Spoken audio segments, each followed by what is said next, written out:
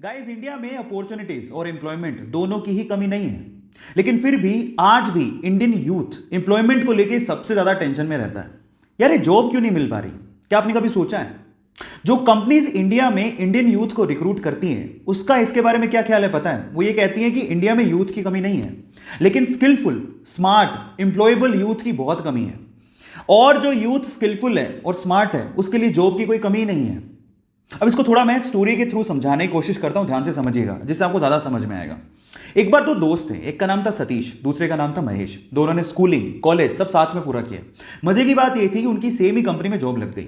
दोनों ने बहुत हार्डवर्क किया पूरे साल भर बाद उनका प्रमोशन होना था। तो जिस दिन प्रमोशन था उस दिन बॉस आए। उन्होंने सतीश को प्रमोशन लेटर देते हुए कहा कि सतीश, तुम्हारा प्रमोशन होता है। तब महेश ने पूछा कि सर मेरा? तो बॉस ने कहा कि महेश, आई एम सॉरी, तुम्हें प्रमोशन नहीं मिल पाएगा, इस साल तो कम से कम नहीं मिल पाएगा, वर्क हार्ड। तो ऐसा करके बॉस अपने कैबिन में चले गए। महेश उदास हो गया। महेश सोचने लगा कि सेम स्कूल से किया, सेम कॉलेज से किया, एक साल मैंने भी हार्डवर्क किया है, मेरा प्रमोशन क्यों नहीं हुआ? अब दिमाग में उस टाइम क्या बातें आती है पता है? भाई, यहां तो बटरिंग से ही प्रमोशन होता है। जरूर सतीश ने बटरिंग की होगी बॉस की, और उसको गुस्सा आ गया। उसने सोचा मैं कल से नहीं आऊंगा। वो बॉस के कैबिन में गया और बॉस को बोलता है कि बॉस, अब मैं कल से तो नहीं आऊंगा, आई एम सो सॉरी। तो बॉस ने कहा कि क्यों नहीं आओगे? तो वो कहता है कि बॉस, मैंने बहुत हार्डवर्क किया पूरे साल भर, लेकिन मेरा प्रमोशन नहीं हुआ।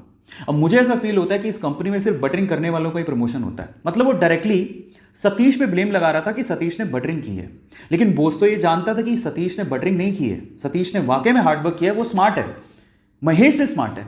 अब इस चीज को प्रूव कैसे करें? बॉस ने लगाया दिमाग, इसलिए तो वो बॉस था, उसने दिमाग लगाया। उसने क्या कहा, महेश एक काम करो, मैं तुम्हें एक टास्क देता हूं, अगर तुमने वो टास्क कर लिया तो मैं तुम्हें सतीश से ज्यादा पैसे दूंगा और प्रमोशन भी दूंगा। महेश ने कहा ठीक है।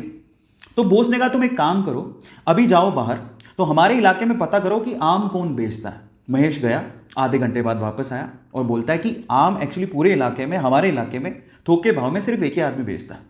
तो फिर बॉस ने कहा महेश एक और काम करो, अब जाके पता करके आओ कि वो कितने कितने रुपए किलो में आम बेचता है।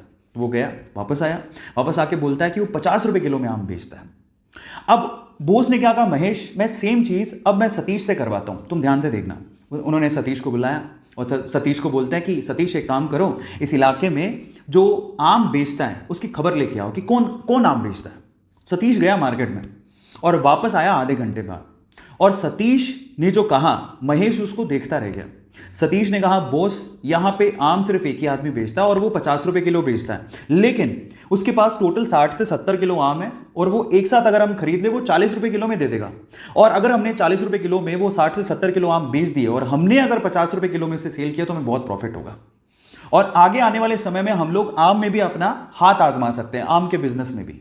अब आप समझिए कि सतीश और महेश में क्या फर्क था। आप समझ पा रहे हैं कि स्मार्टनेस और स्किल का क्या मतलब होता है? आज का यूथ क्या है ना, सिर्फ इस फिलॉसफी में, ज्यादातर यूथ इसी फिलॉसफी में जीता है कि इतने में इतना ही मिलेगा। जब आप ये सोचते हो कि इतने में इतना ही मिलेगा तो प्रमोशन की आस आपने रखी क्यों है? वो बहुत इंपॉर्टेंट है। मैं हमेशा एक बात बोलता हूं, आप जिस भी कंपनी में काम कर रहे हो या आप जो भी करना चाह रहे हो, अगर वो आपको 100 रुपए देती है ना, तो आप 50 रुपए का काम करके मत दो, आप उसको 200 रुपए का काम करके दो। आप उसको अपना आदी बनाओ। जब आप उसको अपना आदी बना लोगे तो आप जिंदगी में प्रमोशन के लिए या एम्प्लॉयमेंट के लिए टेंशन में कभी नहीं रहोगे। तो अब आपको समझ में आया होगा कि एक्चुअल में क्या मीनिंग है, क्यों लोग एम्प्लॉयमेंट को लेके इतना टेंशन में रहते हैं। सो गाइस, मेरी तरफ से मैंने समझाने की कोशिश करी है। ऐसी अमेजिंग स्टोरीज के लिए यूट्यूब पे हमारे चैनल को सब्सक्राइब कर लीजिए, और अगर आप इंस्टाग्राम पे देख रहे हैं तो मुझे फॉलो करना मत भूलिएगा, और इस स्टोरी को लोगों के साथ शेयर जरूर करिएगा ताकि वो समझें कि यूथ और स्किलफुल यूथ में क्या फर्क है। Thank you so much.